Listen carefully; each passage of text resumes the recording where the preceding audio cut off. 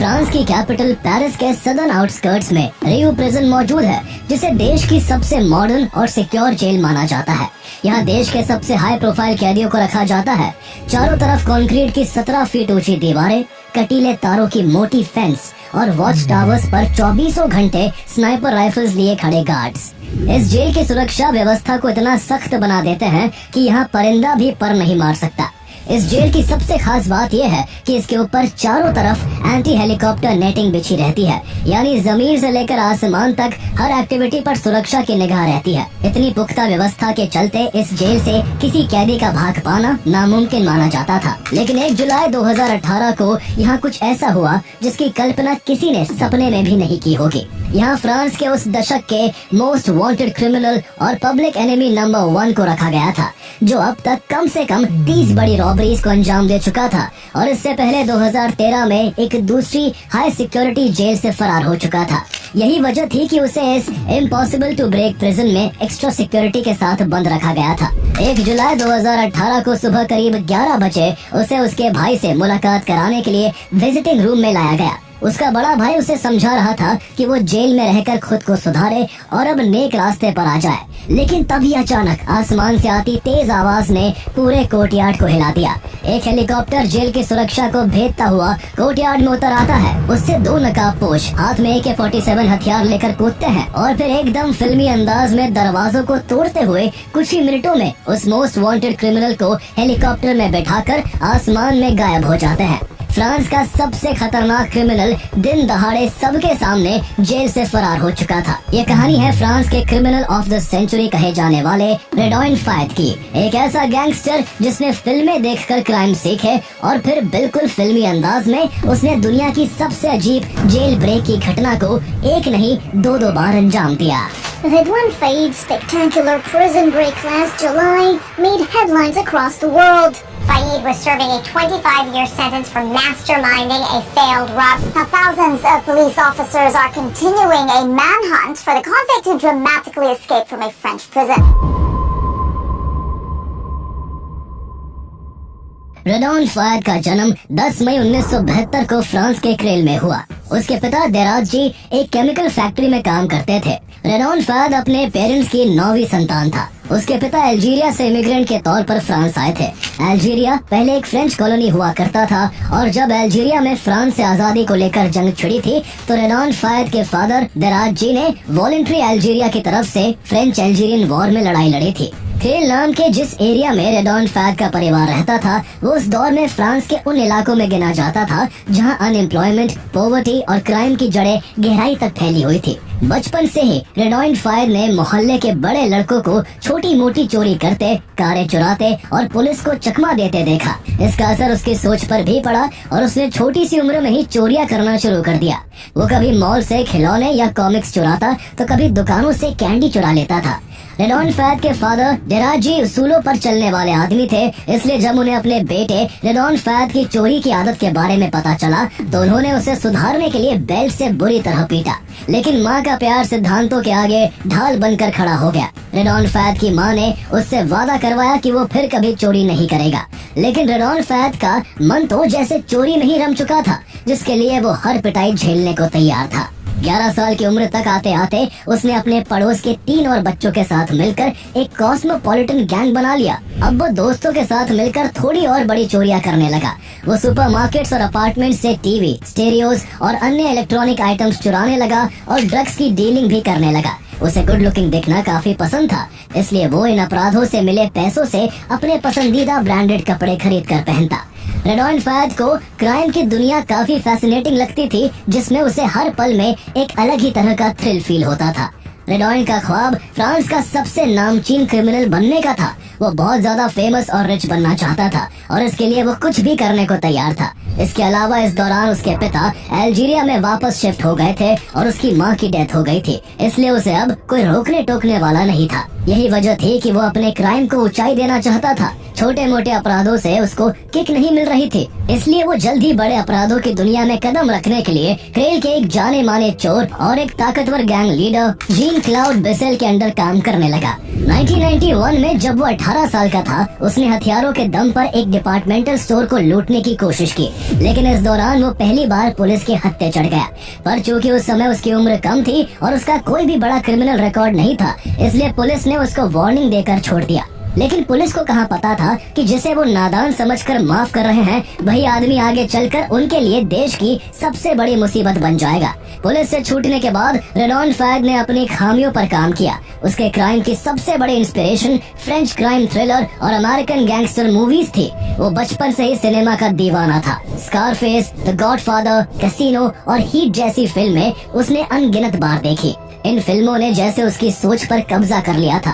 वो हर सीन को दोस्तों के साथ दोहराता, गैंगस्टर्स के डायलॉग्स को हर वक्त बुदबुदाता और अपने आप को किसी फिल्मी क्रिमिनल की तरह इमेजिन करता। वो फिल्मों को अपनी जिंदगी का हिस्सा इस तरह बना चुका था कि वो लूट के दौरान फिल्मों के डायलॉग बोलता। एक बार एक लूट के दौरान बैंक टेलर को बंदूक से धमकाते हुए उसने 1984 की फिल्म मेसरीन का डायलॉग बोला, चुप रहो, मैं जो कहता हूँ वो करो, मुझे तुमसे कोई शिकायत नहीं है, मुझे सिर्फ पैसे चाहिए, अपने बच्चों के बारे में सोचो। उस एक लूट से फैद और उसके ग्रुप को 2,40,000 फ्रैंक्स मिले, जो उनकी एक दशक की छोटी मोटी चोरियों से भी ज्यादा थे। उसने ये पैसा खर्च करने के लिए भी फिल्मों से आइडियाज लिए ताकि वो अपने बनाए हुए कैरेक्टर के मुताबिक रह सके। उसके इसी जुनून और सोच ने उसे आम अपराधियों से अलग बना दिया और 1990 के दशक के आखिर तक उसका नाम पूरे फ्रांस में गूंजने लगा। वो फ्रांस के बड़े armoured car, hold up man, jewellery thieves और बैंक रॉबर्स में से एक बन गया था। धीरे धीरे उसके अपराध लगातार बड़े होते जा रहे थे। हर अपराध में या तो वो किसी हॉलीवुड एक्शन फिल्म का सीन दोहराता या फिर क्राइम करने के दौरान किसी फिल्म का कोई डायलॉग बोलता। ऐसे ही एक बार वो और उसकी टीम क्रेल में ज्वेलरी स्टोर को लूटते हैं। इस दौरान उन सब ने फेमस पॉलिटिकल लीडर्स के चेहरे वाली रबर की मास्क पहन रखी होती है। ये सब बिल्कुल पैट्रिक स्वेज की फिल्म पॉइंट ब्रेक की तरह था। यहाँ लूटपाट करके जाते वक्त रेडॉन फैग उस फिल्म का ही एक डायलॉग बोलता है, thank you very much ladies and gentleman and please don't forget to vote. हालांकि फैग ने इस दौरान किसी भी इंसान को नुकसान नहीं पहुंचाया।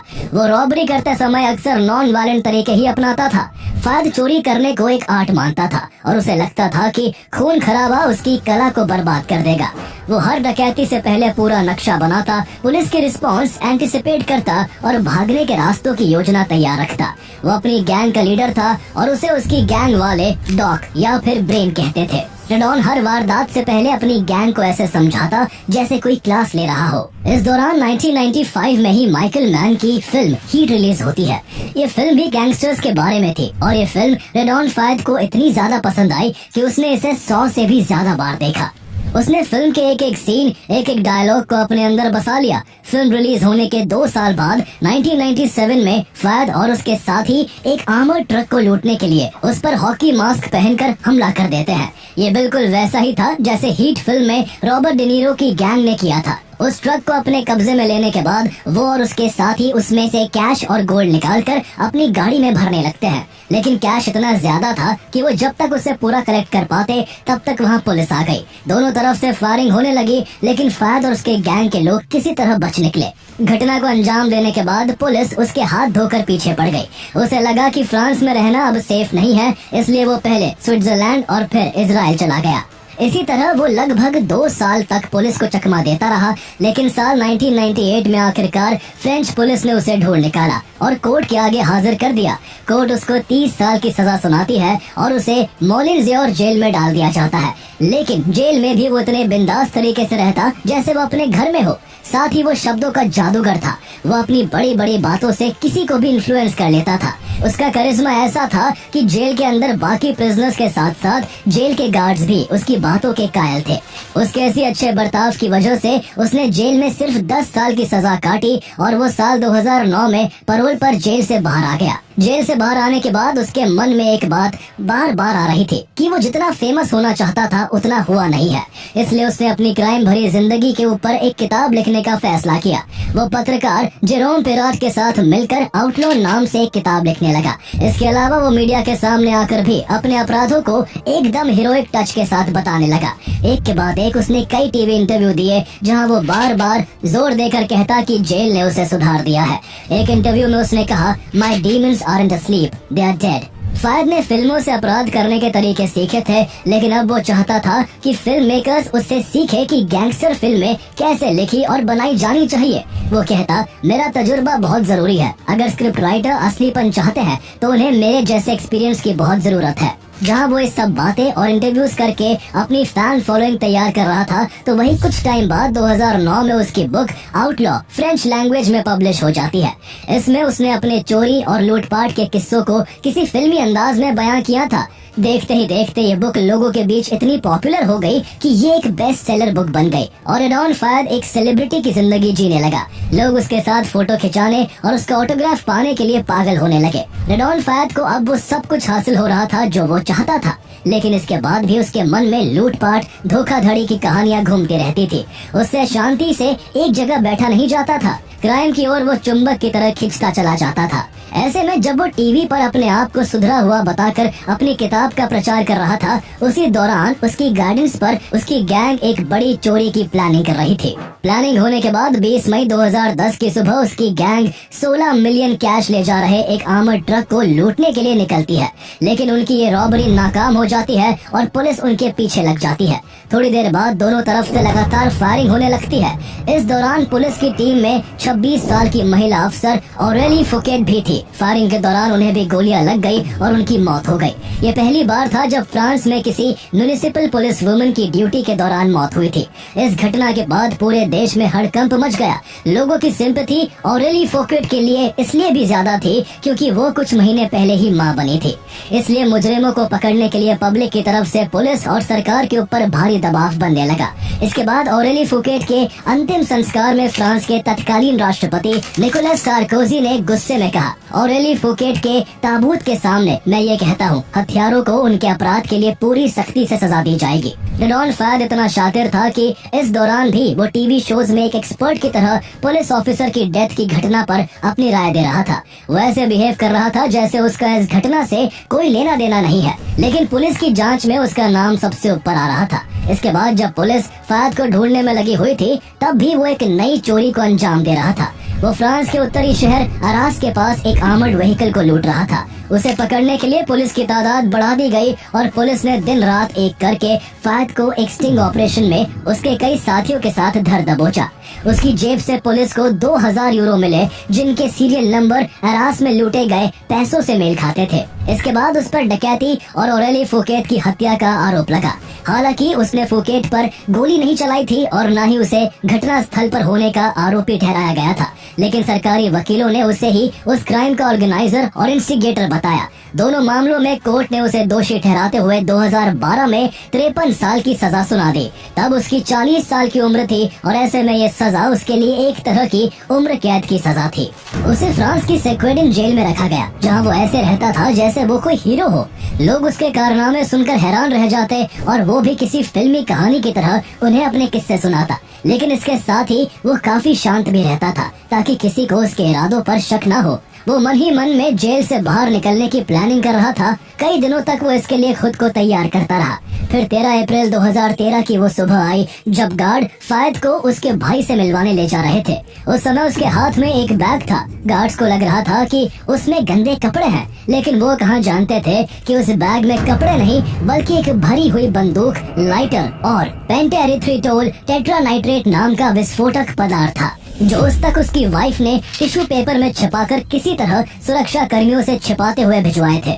जैसे ही वो विजिटेशन चैम्बर तक पहुंचा, उसने बैग से एक हैंडगन निकाली और गार्ड्स को डराने के लिए छत में गोली चला दी।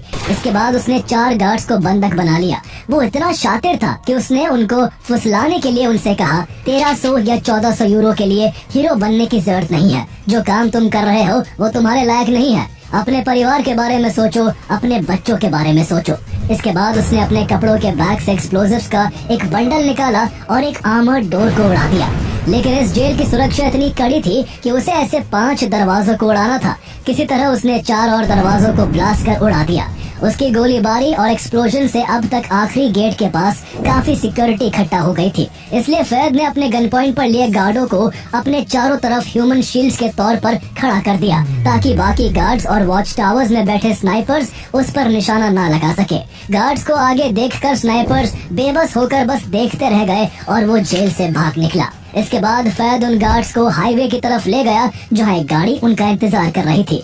फैद ने 3 गार्डों को छोड़ दिया और एक को अपने साथ तब तक रखा जब तक उसे यकीन नहीं हो गया कि कोई उसका पीछा नहीं कर रहा है। इतनी सुरक्षित जेल से उसका यूं भाग निकलना फ्रांस की सुरक्षा व्यवस्था पर काला धब्बा था। इसके बाद प्रशासन पर सवाल उठने लगे और जेल अथॉरिटीज को भारी शर्मिंदगी झेलनी पड़ी। इसके बाद उसे फ्रांस का पब्लिक एनिमी नंबर 1 घोषित कर दिया गया और उसे फिर से पकड़ने में फ्रांस की पुलिस जी जान से लग गई। पुलिस को शक था कि शायद वो देश छोड़कर भाग गया है, इसलिए इंटरपोल ने उसके लिए एक रेड नोटिस जारी किया, जिससे उसके भगोड़े होने की खबर पूरी दुनिया में फैल गई। अगले 6 हफ्तों तक वो आजाद घूमता रहा। वो भेष बदल कर और विग पहनकर एक होटल से दूसरे होटल जाता रहा। मई 2013 में पुलिस को एक टिप मिली कि फैद पेरिस से 13 मील दूर पॉन्टोल्ट कॉम्बोल्ट के एक होटल में छिपा हुआ है। पुलिस ने आधी रात को पूरे होटल को घेर लिया और जल्द ही छापा मारकर उसे फिर से गिरफ्तार कर लिया। सेक्वेडिन जेल से भागने के लिए उसकी सजा को 10 साल के लिए और बढ़ा दिया गया, जिससे उसकी कुल सजा 63 साल हो गई। इस बार उसे रियो जेल भेजा गया, जो एक अभेद्य किले की तरह था। 2011 में ओपन हुई ये जेल फ्रांस की सबसे मॉडर्न एंड सिक्योर प्रिजन्स में से एक थी। इसकी सिक्योरिटी इस कदर टाइट थी कि यहाँ से भागना तो दूर, भागने की सोचना भी मौत को बुलावा देने जैसा था। ये जेल चारों तरफ से 17 फीट ऊंची कंक्रीट की दीवारों से घिरी हुई थी, जिनके ऊपर कटीले तारों की मजबूत फेंसिंग थी। जेल के चारों तरफ वॉच टावर्स पर मॉडर्न वेपन्स के साथ 24 घंटे गार्ड्स तैनात रहते थे। इस जेल में सबसे खास बात ये थी कि इसके ऊपर चारों तरफ एंटी हेलीकॉप्टर नेटिंग बिछी रहती थी, जिसका मतलब था कि कोई कैदी जमीन के रास्ते तो क्या, हेलीकॉप्टर के जरिए भी फरार नहीं हो सकता था। इतने सख्त इंतजाम के चलते ही यहाँ देश के एक से बढ़कर एक खूंखार क्रिमिनल्स को कैद रखा जाता था। क्योंकि रेडॉन फैद बड़ा ही शातिर क्रिमिनल था और पहले भी जेल तोड़ के भाग चुका था, इसलिए उसकी सिक्योरिटी को और भी ज्यादा मजबूत किया गया। उसको दूसरे कैदियों से अलग यहाँ की सबसे ज्यादा सिक्योरिटी वाली सेल में रखा गया। खुद पर इतनी सख्त सुरक्षा और कड़ी निगरानी होने के बावजूद भी रेडॉन फैद जब से रियो जेल में आया था, तभी से वो जेल की कमजोरियों और मौकों की तलाश में लग गया था। उसे जब भी उसकी सेल से बाहर लाया जाता, वो हर जगह हर सिक्योरिटी और हर व्यवस्था को बड़ी बारीकी से देखता और जेल से भागने के लिए उनमें लूप होल्स तलाशता। बाहर उसकी गैंग भी उसको निकालने के लिए तैयारी कर रही थी। उसको इस बार जेल में रहते हुए करीब 5 साल हो गए थे। इतने टाइम में वो और उसकी गैंग उसको बाहर निकालने का पूरा प्लान तैयार कर चुकी थी। इस दौरान जेल के अधिकारियों को एक दिन जेल के ऊपर एक ड्रोन उड़ता हुआ दिखाई देता है। उन्हें तुरंत शक हुआ कि कहीं ये फैद से तो जुड़ा नहीं है। उन्हें लगा कि हो सकता है कि उसके बाहर के कुछ साथी उसे भगाने के लिए ड्रोन से जेल की सिक्योरिटी का मुआयना कर रहे हो। जून 2018 में जेल अधिकारियों ने हाई कमांड से तुरंत उसे दूसरी जेल में ट्रांसफर करने की गुजारिश की, लेकिन देश के सेंट्रल एडमिनिस्ट्रेशन ने जवाब दिया कि ट्रांसफर सितंबर में होगा। उन्हें कहाँ पता था कि तब तक बहुत देर हो जाएगी और उन्हें अपने इस फैसले पर अपना ही माथा पीटना पड़ेगा। 1 जुलाई 2018 को फैद को उसके भाई इब्राहिम से मिलने के लिए विजिटेशन चैम्बर में लाया जाता है, जहाँ एक तरफ वो अपनी भाई से बातें कर रहा था, वहीं उसी दिन दूसरी तरफ जेल से कुछ दूरी पर उसके साथी उसे जेल से बाहर निकालने की प्लानिंग पर काम शुरू कर चुके थे। 65 साल के फ्लाइट इंस्ट्रक्टर स्टेफेन बाय के पास 2 लोग स्टूडेंट्स बनकर आते हैं और कहते हैं कि वो बस देखना चाहते हैं कि हेलीकॉप्टर कैसे उड़ाया जाता है। उसके लिए वो फ्लाइट इंस्ट्रक्टर स्टेफेन बाय को 500 यूरो देने को भी तैयार थे। स्टेफेन बाय इसके लिए तैयार हो गए और दोनों को हेलीकॉप्टर में बिठाकर उन्होंने आसमान में उड़ान भर दी। बीच उड़ान में स्टेफेन बाय को ये देख बड़ा अजीब लगा कि उन दोनों स्टूडेंट्स ने अपना हुलिया बदल रखा था। उन दोनों ने विग, काले स्की मास्क और पैरामिलिट्री कॉम्बैट गियर पहने थे, लेकिन स्टेफेन ने ज्यादा ध्यान नहीं दिया और वो अपना काम करते रहे। थोड़ी देर आसमान में उड़ान भरने के बाद स्टीफन बाय को एक खेत में हेलीकॉप्टर उतारने और इंजन बंद करने के लिए कहा गया, क्योंकि उन दोनों स्टूडेंट्स का एक और साथी आने वाला था। हेलीकॉप्टर के लैंड करने के बाद वो दोनों खेत के किनारे टॉयलेट करने चले गए, जबकि स्टीफन बाय हेलीकॉप्टर के पास ही खड़े रहे। कुछ सेकंड्स बाद जब स्टीफन ने पीछे मुड़कर देखा तो उनके होश उड़ गए। खुद को स्टूडेंट बताने वाले वो दोनों लोग और उनके साथ उनका तीसरा साथी, तीनों स्टीफन की तरफ AK-47 तान कर खड़े थे। असल में ये लोग रेडॉन फैद के भाई और भतीजे थे, जो उसको जेल से भगाने के लिए निकले थे। इसके बाद उन्होंने स्टीफन बाय को बताया कि वो रेडॉन फैद को जेल से आजाद कराने जा रहे हैं और हेलीकॉप्टर को जेल के ऊपर लेकर जाना है। यूं तो रियो जेल के ऊपर ज्यादातर जगहों पर केवलार की तारें लगी थी ताकि हेलीकॉप्टर से हमला ना हो सके, लेकिन जेल के गेट के पास एक छोटा सा 3 साइडेड कोर्टयार्ड ऐसा था जहां ये सुरक्षा नहीं थी। हालांकि कोई भी मॉडर्न हेलीकॉप्टर इतनी छोटी जगह में उतर नहीं सकता था, लेकिन स्टीफन बाय का पुराना हेलीकॉप्टर इस काम के लिए बिल्कुल सही था, क्योंकि उसके रोटर ब्लेड्स काफी छोटे थे। इसी वजह से रेडॉन फैद के साथियों ने उसी हेलीकॉप्टर को चुना था। सारी तैयारी हो चुकी थी और अब बस एक्शन की बारी थी। स्टीफन बाय ने जब उनकी बात मानने में आनाकानी की तो उनके एक हाईजैकर ने कहा, बेवकूफ मत बनो, अगर तुमने बात नहीं मानी तो अंजाम बुरा होगा। हमारा एक साथी तुम्हारे घर के बाहर खड़ा है, अगर तुमने जरा सी भी गड़बड़ की तो इसकी कीमत तुम्हारी बेटी और पत्नी को चुकानी होगी। स्टीफन बाय डर गए और हेलीकॉप्टर को उनके अनुसार उड़ाने लगे। जेल के सिक्योरिटी गार्ड्स को सुबह 11:18 के आसपास जेल कंपाउंड के ऊपर ये हेलीकॉप्टर उड़ता हुआ दिखाई देता है। कुछ देर बाद हेलीकॉप्टर कोर्टयार्ड में उतर आता है। हेलीकॉप्टर में से 2 हुडेड लोग स्की गॉगल्स पहनकर हाथों में AK-47 राइफल्स और बाकी सामान लेकर बाहर आ जाते हैं। नकाबपोश हमलावरों ने पुलिस लिखे फ्लोरोसेंट आर्म बैंड्स पहने हुए थे, जिससे जेल अधिकारियों को कंफ्यूज किया जा सके। वो आसपास की इमारतों पर स्मोक बॉम्ब्स और टीयर गैस कैनिस्टर्स फेंकते हैं और उस तरफ बढ़ जाते हैं जहां रेडॉन फैद अपने भाई से मुलाकात कर रहा था। वही तीसरा आदमी कॉकपिट में ही पायलट पर बंदूक ताने हुए रहता है। ये सारा नजारा देखकर वॉच टावर में बैठे गार्ड्स भी कंफ्यूज हो जाते हैं और उन्हें समझ नहीं आया कि हो क्या रहा है। रियो में ये नियम था कि आर्म्ड गार्ड्स हेलीकॉप्टर पर गोली नहीं चला सकते थे, क्योंकि इससे पास की इमारतों या नीचे मौजूद लोगों को नुकसान होने का खतरा बहुत ज्यादा था। इसलिए कोई भी गोली नहीं चलाता और हमलावर अपना काम करते रहते हैं। वो दोनों नकाबपोश पावर सॉ का इस्तेमाल करके एक दरवाजे का लॉक काट देते हैं। इस दौरान फैद अपने भाई इब्राहिम से मुलाकात कर रहा था। उसका भाई उसको सुधरने के लिए समझा रहा था, लेकिन उसे बिल्कुल भी अंदाजा नहीं था कि उसका छोटा भाई कुछ ही पल में फ्रांस की सबसे बड़ी जेल ब्रेक को अंजाम देने वाला है। फैद के साथी एक एक कर सभी दरवाजों को तोड़ते जा रहे थे और जैसे ही फैद के कानों तक मेटल के कटने की तेज आवाज आई, फैद खड़ा हो गया और अपने भाई से कहता है, वो मुझे लेने आ गए। इतने में एक नकाबपोश सब दरवाजे पार करके उसके पास पहुंच जाता है, जिसके बाद फैद अपने भाई को वहीं छोड़कर नकाबपोश शख्स के साथ गार्ड से बचते बचाते बिल्डिंग से बाहर आ जाता है। दूसरी तरफ जेल गार्ड्स बिल्कुल सदमे में थे। उनको अब तक समझ आ चुका था कि हेलीकॉप्टर किसी कैदी को भगाने के लिए आया है। ऐसे में जहां कई गार्ड्स कोर्टयार्ड की तरफ फैद को भागने से रोकने के लिए बढ़ रहे थे, तो वही कुछ गार्ड्स मदद के लिए फोन पर फोन लगाए जा रहे थे। एक गार्ड इमरजेंसी नंबर 17 डायल करता है। जब ऑपरेटर फोन उठाता है तो ये सुनकर उसकी हंसी छूट जाती है कि किसी कैदी को एस्केप करने के लिए हेलीकॉप्टर आया है। उसे यकीन नहीं हुआ कि एंटी हेलीकॉप्टर नेटिंग के होते आखिर ऐसा कैसे पॉसिबल हो सकता है। इस पर गार्ड चिल्लाता है कि तुरंत मदद चाहिए, पर ऑपरेटर उसे शांत होकर प्रोटोकॉल फॉलो करने को कहता है। इस पूछताछ में पूरे 5 मिनट बर्बाद हो जाते हैं और तब तक फैद शांति से कोर्टयार्ड में चला आता है। वो एकदम हीरो की तरह महसूस कर रहा था। हेलीकॉप्टर के ब्लेड्स लगातार घूम रहे थे। फैद को एक गार्ड और 2 कैदी कांच के पीछे से उसे घूरते हुए दिखते हैं। वो उनकी तरफ मुड़ता है, अपने दाहिने हाथ को माथे पर लगाकर एयरफोर्स सल्यूट देता है और फिर पायलट के बगल वाली फ्रंट पैसेंजर सीट पर बैठ जाता है। ये पूरा कांड होने में महज 10 मिनट लगे और इस तरह देखते ही देखते रेडॉन फैद एक बार फिर जेल तोड़कर फरार हो जाता है। ये एस्केप इतना बड़ा और डेयरिंग था कि इसके बारे में दुनिया भर के अखबारों के पहले पन्नों पर छपता है। यहाँ तक कि देश के न्याय मंत्री को उस जेल का मुआयना करने के लिए आना पड़ता है।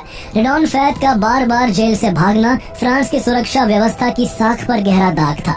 फ्रांस अथॉरिटी के लिए रेडॉन फैद सबसे बड़ा सरदर्द बन चुका था। इसलिए पुलिस उसे पकड़ने के लिए एक बड़ा मैनहंट शुरू कर देती है और उसकी तलाश में 2900 पुलिस वाले दिन रात एक कर देते हैं।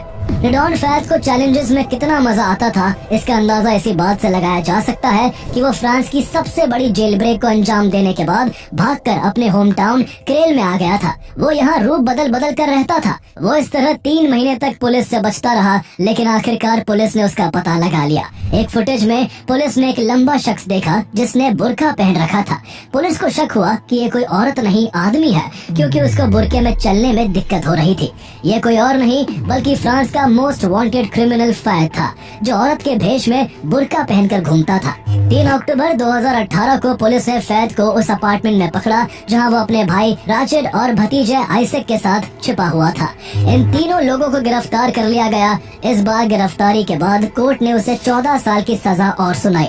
2 बार बड़े ही शातिर तरीके से जेल ब्रेक कर चुके फैद को इस बार बेल्जियम बॉर्डर के पास वेंडेन ले वील नाम की एक मैक्सिमम सिक्योरिटी प्रिजन में सॉलिटरी कन्फाइनमेंट में रखा गया। वहाँ दिन में उसे 5 बार गार्ड्स की एक टीम द्वारा पूरी तरह से स्ट्रिप सर्च किया जाता है। जब भी वो अपनी सेल से बाहर निकलता उसे हथकड़ियां पहनाई जाती, यहाँ तक कि फोन इस्तेमाल करने के लिए भी 4 से 5 गार्ड्स उसके साथ होते। उसका गार्ड्स के अलावा किसी इंसान से कोई सीधा संपर्क नहीं होता है। सॉलिटरी कन्फाइनमेंट में उसे ऐसा लगता है जैसे उसे एक ताबूत में दफनाया जा रहा हो। यहाँ पर उसने अपने खिलाफ होने वाले व्यवहार के विरोध में भूख हड़ताल भी की, लेकिन उसका कोई फायदा नहीं हुआ। फैद आज भी इसी जेल में बंद है, लेकिन जेल अथॉरिटी को हर दम एक डर सा लगा रहता है कि ना जाने ये शातिर मुजरिम कब, कहां से और कैसे भाग निकले। अगर आपको प्रिजन एस्केप स्टोरीज पसंद आती है तो आपको Mexican drug Lord L Chapo की प्रिजन ब्रेक की कहानी जरूर देखनी चाहिए कि आखिर कैसे वो टनल खोदकर भाग निकला था। इसके अलावा अल्काट्राज़ प्रिजन ब्रेक की कहानी भी आपको बेहद पसंद आएगी, जहाँ की समुद्र के बीचों बीच बनी जेल को तोड़कर 3 कैदी पुलिस के नाक के नीचे से फरार हो गए थे। दोनों ही प्रिजन एस्केप की कहानी जानने के लिए आप हमारा वीडियो देख सकते हैं, जिनका लिंक आपको डिस्क्रिप्शन में मिल जाएगा।